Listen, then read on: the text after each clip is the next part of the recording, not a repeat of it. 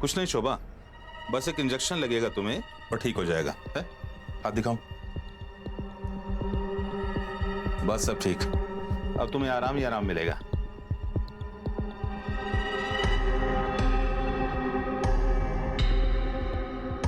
हालत बहुत खराब थी, मैं खाने तक को पैसे नहीं थे।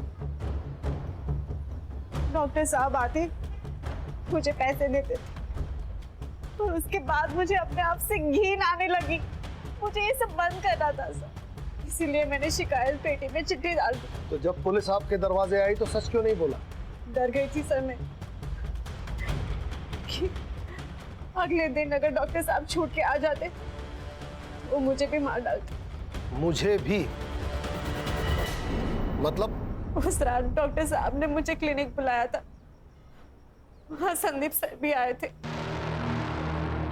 डॉक्टर का धर्म होता है जिंदगी देना, जिंदगी लेना नहीं। पर ये तू नहीं समझ पाएगा क्योंकि तू डॉक्टर है ही नहीं। इंक्वायरी की है मैंने तेरी, ये जो डिग्रियां लटकाई हुई है ना सब फेक है। कौन यकीन करेगा रे तेरा? देव माणूस है मैं, देव माणूस। दबाओ यहां से, तेरा पैसा पहुंच जाएगा स्टेशन में।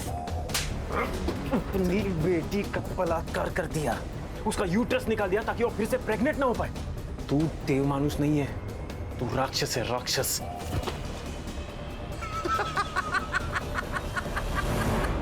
हाँ सुन, राजू बोल रहा हूं। किसको कॉल किया था उसने? किसको कॉल किया था? पता नहीं, पर बाद में बोला कि घर जाओ। और जब सुबह न्यूज़ देखा तो पता चला उन्होंने संदीप सर को मार दिया था।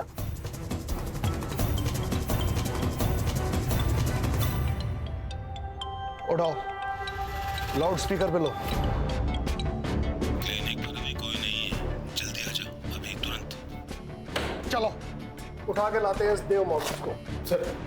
सर इसको ना मैं ही मारूंगा।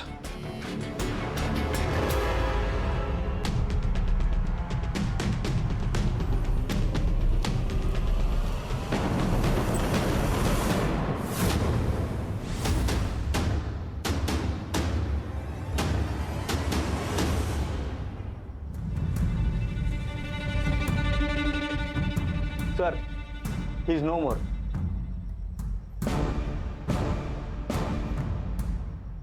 सर लगता है गला घोट के मारा है। अब इसे किसने मार दिया? हर चीज जगह पर है। इसे जिसने मारा है वो जानता था कि शोभा के बयान के हिसाब से संदीप को इन्हीं में से किसी एक ट्रॉफी से मारा गया है। इन ट्रॉफीज को फॉरेंसिक के लिए भेजो Sutar. Yes sir. Sir Raja ने शोभा को कॉल किया था और उसके 2 मिनट बाद इस सेल पर और एक फोन आया था। किसका? मकरंद का। हेलो, ओके ठीक है। सर ये देखिए, राजा ने उस रात शोभा के फोन से मकरंद के दोस्त अजित को कॉल किया था। इस मकरंद के फोन को ट्रेस पे डालो। सुधार, बॉडी को पोस्टमार्टम के लिए भेजो। उस रात राजा ने शोभा के फोन से अजीत को फोन किया। अजीत का फोन मकरंद ने उठाया क्योंकि अजीत और मकरंद दोनों साथ थे और मकरंद यहां उसकी मदद करने आ गया। सर वो दाढ़ी बोल तो गया था पटापट। मैंने और कविता ने शादी करने का फैसला ले लिया था, लेकिन मेरा बिजनेस ही अच्छा नहीं चल रहा था और ये बात अजीत को पता थी। उसने तो मेरे सामने शर्त ही रख दी थी, अगर मेरी बहन के साथ शादी करना चाहते तो तुम्हें 25 लाख रुपए जुटाने पड़ेंगे। मैंने तो टेंशन के मारे घर ही जाना छोड़ दिया था, लेकिन मुझे प्रिया का कॉल आया था। उसने मुझे बताया कि डॉक्टर साहब ने उसके साथ जबरदस्ती की थी और उसी की वजह से वो प्रेग्नेंट हुई थी। लेकिन ये बात जब डॉक्टर को पता चली तो उसने उसका यूट्रस ही निकाल दिया था। लेकिन ये सारी बातें सुनकर मेरे दिमाग में पैसा कमाने का रास्ता नजर आया। मेरा बलात्कार करने वाला कोई और नहीं था, मेरा बाप डॉक्टर राजा अट्टावले। अच्छा हुआ ना मैं कॉल रिकॉर्ड करता हूँ, नहीं तो ये एटीएम कार्ड मेरे हाथ में कैसे लगता। अब जब जब मैं बोलूं तब तक मुझे पैसे देते रहना। नहीं नहीं नहीं, टेंशन की कोई बात नहीं है, मैं किसी को कुछ नहीं बताऊंगा। लेकिन हाँ, अगर मुझे पैसे नहीं मिले तो ये ऑडियो क्लिप वायरल हो जाएगी।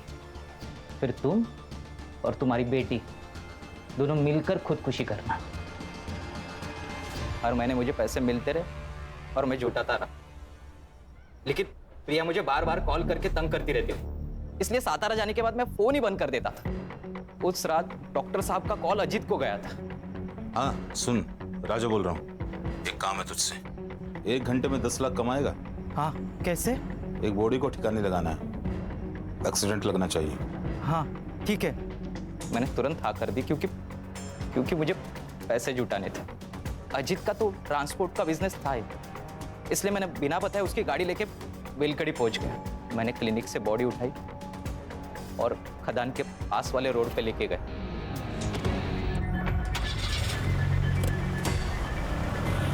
मैं वहां से सातारा लौट गया। सुबह जब मैं बेलकड़ी पहुंचा तो मुझे पता चला कि वो एक पुलिस वाला था। जलगांव के बेलकड़ी गांव पुलिस चौकी के पीएसआई संदीप गवई की बेरहमी से मौत हो चुकी है। डॉक्टर साहब ने मेरे साथ बहुत बड़ा गेम खेला था, उसकी आइडेंटिटी मुझसे छुपा कर रखी थी। डॉक्टर राजा तुझे बाद में भी पैसे देता था ना, सोने का अंडा देने वाली मुर्गी को मार क्यों दिया?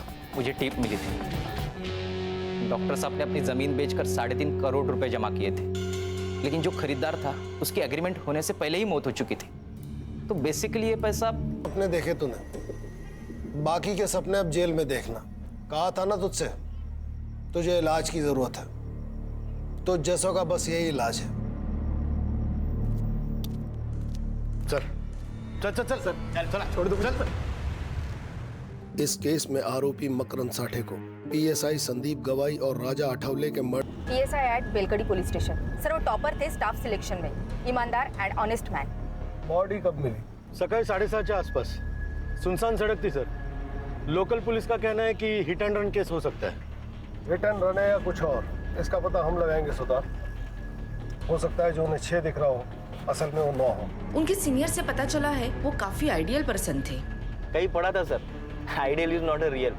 जैसे अभी आपने बताया ना वो 6 और 9 के बारे में। फिर भी एक पुलिस वाले को कोई क्यों मारेगा? वही पता लगाना है रश्मि। अरे आप हमें रोक क्यों रही हैं? क्या हुआ है यहाँ? साहिबा तो जाना। सर बताइए यहाँ पे क्या हो रहा है? सर बताइए यहाँ पे क्या हो रहा है? पीछे हटिए।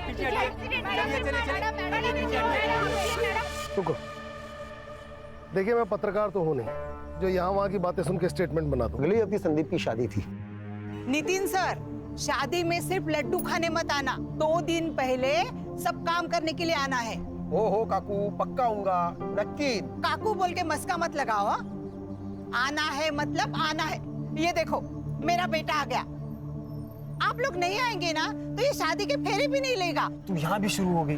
अरे नितिन सर सॉरी, आप प्लीज तू चल घरी। अरे मी नाही बोलत होते नितिन सर, हळदीला पण यायचं। अरे मला सांगू दे, असं काय करतो तू? संदीप ऐसे किसी केस में इन्वेस्टिगेशन कर रहा था जिसमें उसकी जान को खतरा हो? नहीं सर, पर हाँ वो प्राइवेटली कुछ ढूंढ रहा था, उसके बारे में मुझे कुछ नहीं पता। हाँ सर, 3 महीने पहले सर का यहाँ पोस्टिंग हुआ था, तब से मैं उनके साथ हूँ, लेकिन मुझे भी पता नहीं चला कि वो आखिर ढूंढ क्या रहे हैं। नितिन, तुम्हारे हिसाब से संदीप ऑनेस्ट, स्ट्रिक्ट और उसूलों वाला इंसान था, फिर ये लुका छिपी क्यों? ऐसा कौन सा केस था जो उसने तुम्हें बताना भी जरूरी नहीं समझा? सर कल शाम 7:30 बजे प्रिया साठे नाम के किसी लड़के ने संदीप को कॉल किया था। मैंने कॉल लॉग चेक किए तो पता चला कि पिछले 4 दिनों से उनकी कंटिन्यूअसली बातें चल रही थी। संदीप के फोन की पूरी CDR मुझे चाहिए। जी सर। कौन है प्रिया साठे, जानते हो? हाँ सर, उन दोनों के बीच कुछ तो था, पर क्या था वो मुझे पता नहीं। उस दिन मैंने उसे पहली बार देखा था। प्रिया, थांबे, गाड़ी थांबो।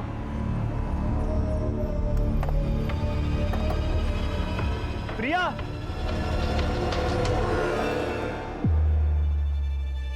मैंने सर से पूछा कि वो लड़की कौन थी, तभी उन्होंने मुझे बताया कि वो उनके कॉलेज की पुरानी फ्रेंड थी। लेकिन दूसरी बार जब मैं ड्यूटी खत्म करके घर जा रहा था,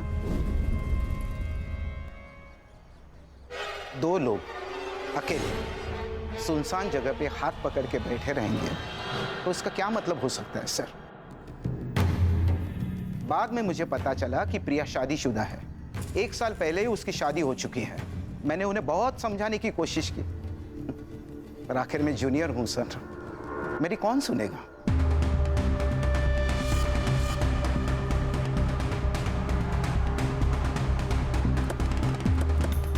तुम्हारा संदीप के साथ क्या रिश्ता था? हम कॉलेज के दोस्त थे। कॉलेज के बाद किसी से कांटेक्ट नहीं था। हम दोनों भी अभी कुछ हफ्तों पहले ही मिले थे। तुम्हारे पति को पता है तुम्हारे और संदीप के बारे में? नहीं, मैंने उन्हें कभी नहीं बताया। क्यों? क्योंकि मुझे जरूरी नहीं लगा। संदीप और मैं दोस्त है, इससे आप लोगों को क्या प्रॉब्लम है? मैडम, जब दोस्त का मर्डर हो जाएगा तो सवाल उठेंगे और प्रॉब्लम भी होगी। लेकिन मुझ पर क्यों?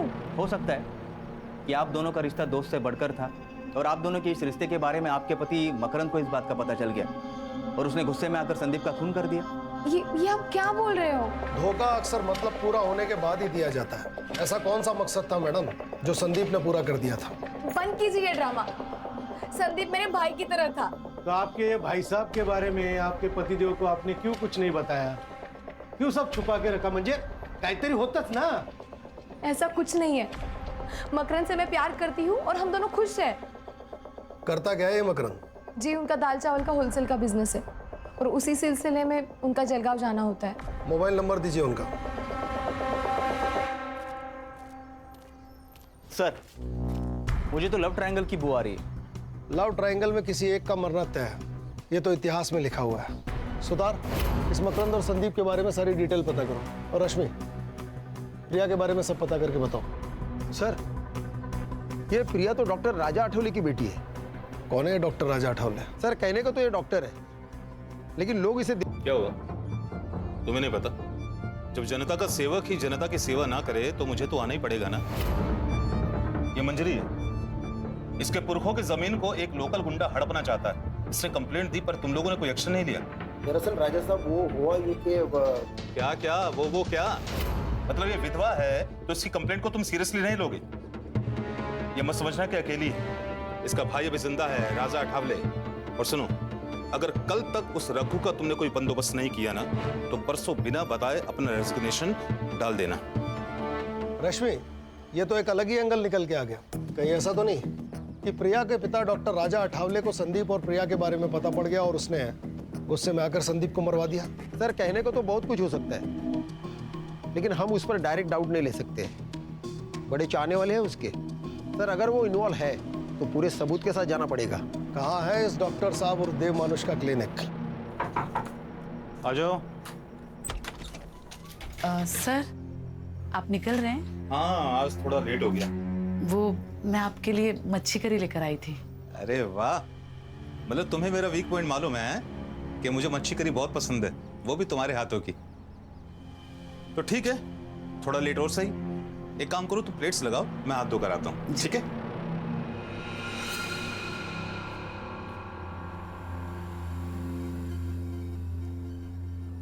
अरे वाह, खुशबू तो बहुत अच्छी आ रही है।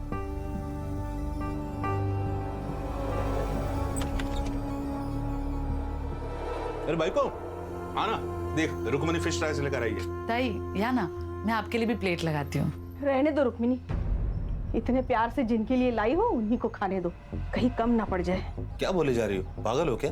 आप क्यों भूल जाते हैं कि आपका एक घर है, बीवी है, परिवार है जो आपके लिए वेट कर रहा है, पर आप हमारी परवाह किए बगैर यहाँ एक पराई औरत के साथ खाना खा रहे हैं। सर, मैं आती हूँ।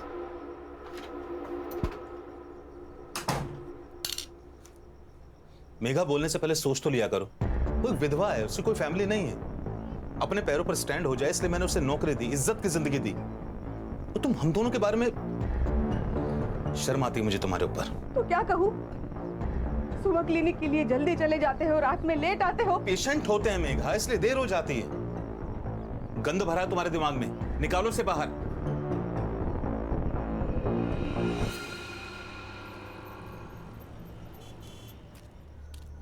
संदीप, संदीप! अरे ताई, तुम्ही इथे?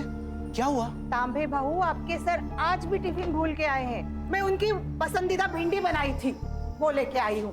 कहाँ है संदीप?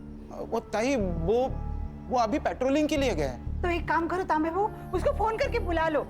सर मैं तब तक खाना लगाती हूँ। फोन नहीं लग रहा काकी, आप खाना रख दीजिए, मैं उसे बता दूंगा।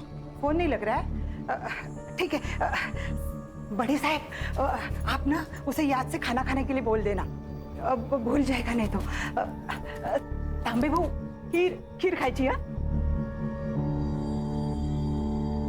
सर आपने झूठ क्यों बोला? उन पर क्या बीत रही है इसका अंदाजा हम नहीं लगा सकते। कभी कभी दिल से भी सोचना पड़ता है। सर संदीप के पहले और कुछ अभी के केसेस देख रहा था, देखिए क्या आता है। देव मानुस ने मेरा बलात्कार किया है। किसने की है कंप्लेन? सर वो तो मालूम नहीं, क्योंकि ये कंप्लेंट शिकायत पेटी में पड़ी थी, लेकिन जिस औरत ने ये कंप्लेंट की वो सामने आई ही नहीं। संदीप सर ही इस केस का इन्वेस्टिगेशन कर रहे थे। राजा साहब को छोड़ दो।